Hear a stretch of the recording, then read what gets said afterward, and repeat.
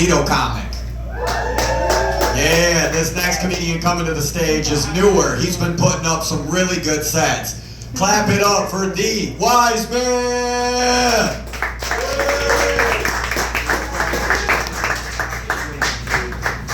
Thank you, Lindsay. You guys put me together good for Lindsay one more time.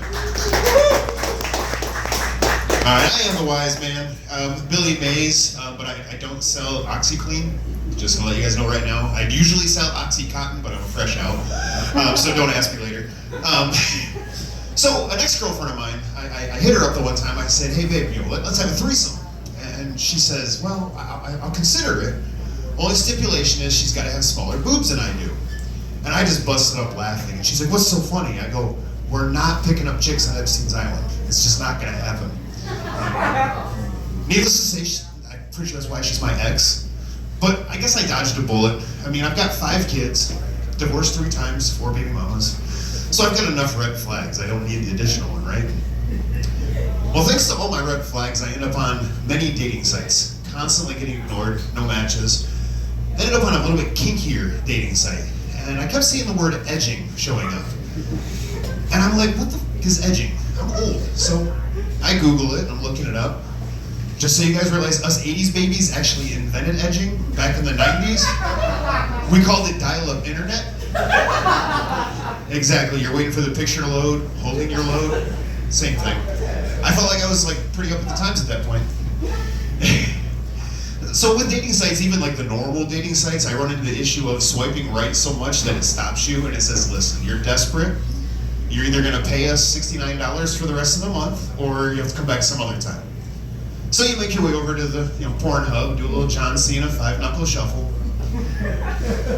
Just as you finish up though, that's when you get that notification of you have a match.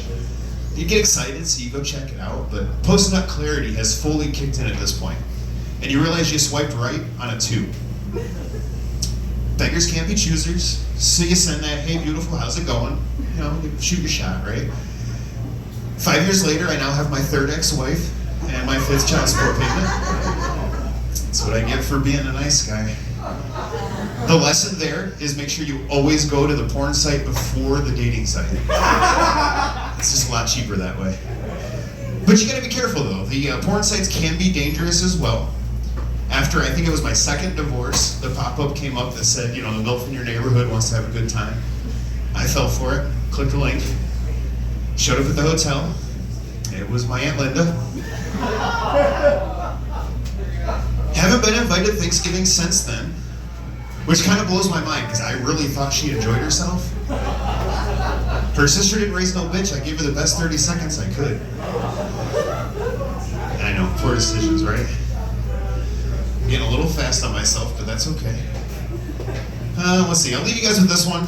I'll try to milk it as best I can. Anybody's ever worked in factories, or you work in a place where HR is not exactly a real strong suit, right? You get the dirty jokes and the dark humor. You get the dead baby jokes or the Hitler jokes. And of course they hit me up with, well, Billy, you think you're a funny guy? You got any fucked up jokes you can tell us? I'm like, I don't have one that I wrote, but my sperm donor had one that he thought was fucking hilarious. But I'm gonna tell you guys, as I tell you the joke, I'm not proud of it. And they're like, all right, let's hear it. And I'm reluctant at this point because I don't like the joke. And he says, what do you call a black guy riding a Harley? I shake my head, and of course my dad's response, well, obviously a thief. Exactly, that's the exact response. The worst part was, as I said that punchline, I looked up, and James, my 78-year-old coworker, the black guy that would whoop anybody's ass, had just walked into the room, was filling his coffee. And I'm shaking at this point. I'm like, okay, James is either gonna kill me, or I'm getting fired, or both. James walks up real slow with his coffee and he goes, you think you're a funny guy there, don't you, Billy? And I was like, no, sir, that was my dad's joke. I was like 22 at the time, I'm panicking, right? And he goes, well, Billy, I got a joke for you. I was like, yes, sir, okay. He takes a sip and he goes, what do you call a black guy flying a plane?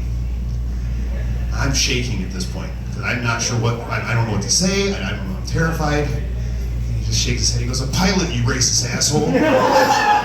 Turns and walks out of the room. I've respected James more ever since then because he didn't kill me and he taught me a lesson to stop being an ignorant ass just because my sperm donor was. Alright, let's see, I'm gonna look at 40 seconds left. Let's see if I can pull something out of my made up shit that I haven't practiced for you guys.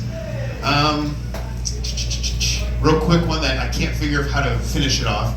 You see people getting tattoos, right? They got the "Trump's not my president" tattoo. I'm not for or against Trump. I'm just saying it's a silly tattoo to get something that you don't like the person, right? That makes me picture. Can you imagine like a Muslim person getting a tattoo of bacon that says "not my breakfast" under it? or a lesbian getting a tattoo of a penis that says "not my preference." Or like one more, a flat earther getting a tattoo of a globe that says "not my planet." All right, I am the wise man. Lindsay, back to you, my friend.